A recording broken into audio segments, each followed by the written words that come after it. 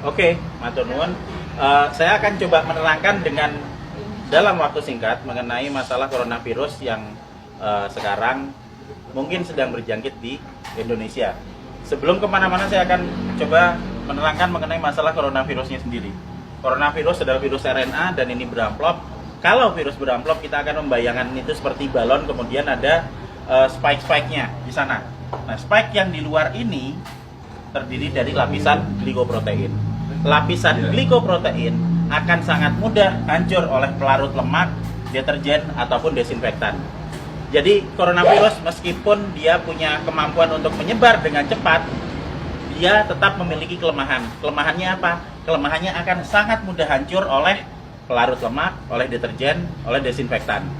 Sehingga jika kita sering cuci tangan, kita sering ngepel lantai dengan desinfektan atau dengan cairan untuk pel, maka virusnya akan hancur dan tidak akan menulari lagi.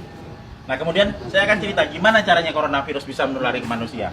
Coronavirus menular ke manusia itu lewat sentuhan dengan material-material yang sudah terjangkit virus pertama, terus kedua pada saat kita berada di keramaian, kemudian ada orang yang mungkin bersin, kemudian kita kena oleh kontak langsung, maka dia akan langsung bisa menulari kita.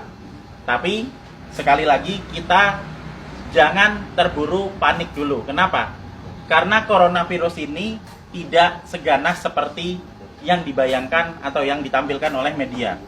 Kita akan selalu lihat di situ. Sekarang korban coronavirus seluruh dunia ada sekitar di 80.000 sekian penderita. Tapi dari 80.000 itu nanti yang meninggal itu ada sekitar 2.400 yang selalu hanya akan ada di kisaran angka 2-3%. Silakan nanti dilihat di data statistik mengenai seberapa banyak yang orang yang terkena coronavirus dan seberapa banyak yang meninggal. Yang meninggal selalu ada di kisaran antara 2-3%. Berarti sisanya sebanyak 97% itu selamat.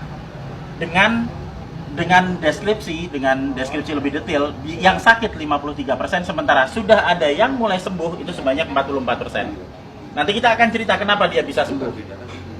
Jadi begitu coronavirus masuk ke tubuh manusia, maka dia akan menginfeksi sel saluran pernapasan.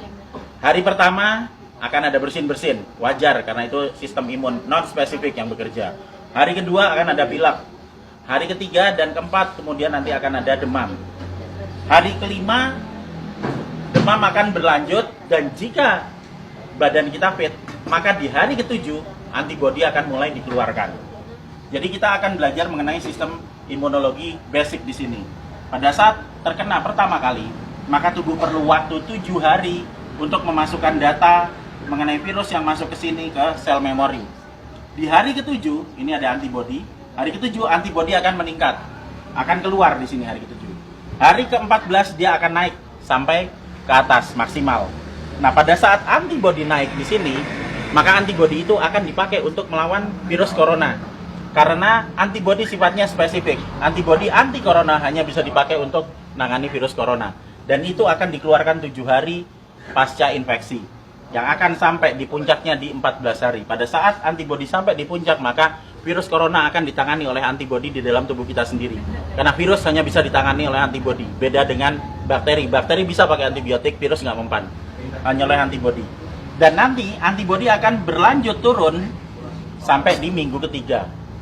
Apa yang terjadi di minggu ketiga pada saat antibodi sudah mulai turun? Berarti infeksi yang ada di dalam sudah ditangani oleh antibodi yang tumbuh dalam kondisi maksimal di umur 14 hari tadi.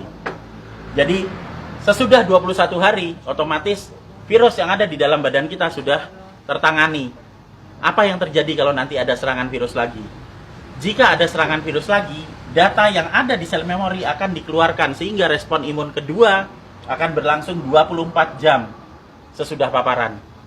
Jadi misalnya saya sudah pernah kena corona dan saya bisa bertahan hidup sampai 14 hari, maka saya akan kebal seterusnya. Dan berikutnya jika saya kena virus corona lagi, kita nggak perlu nunggu sampai 7 hari sampai antibodinya keluar.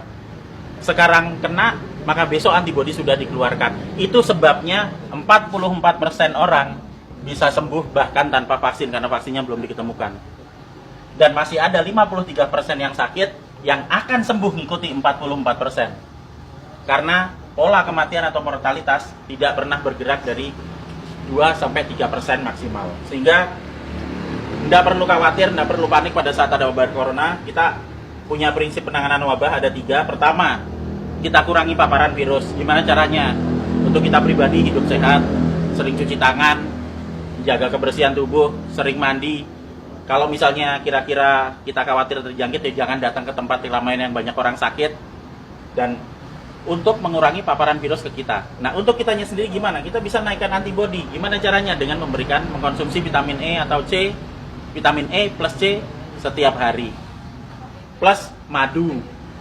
Karena madu bisa dipakai untuk energi, sementara vitamin E dan C akan bisa dipakai untuk menaikkan produksi antibodi. Energi dipakai untuk pembentukan antibodi dari kita sendiri. Dan yang terakhir, kalau sakit jangan keluar, di rumah aja.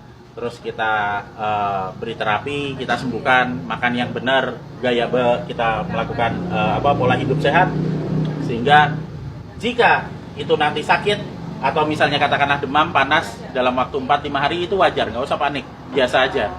Kita hanya perlu memberikan vitamin E, C, makan yang cukup, istirahat yang cukup, nanti di hari ketujuh antibodi kita keluar.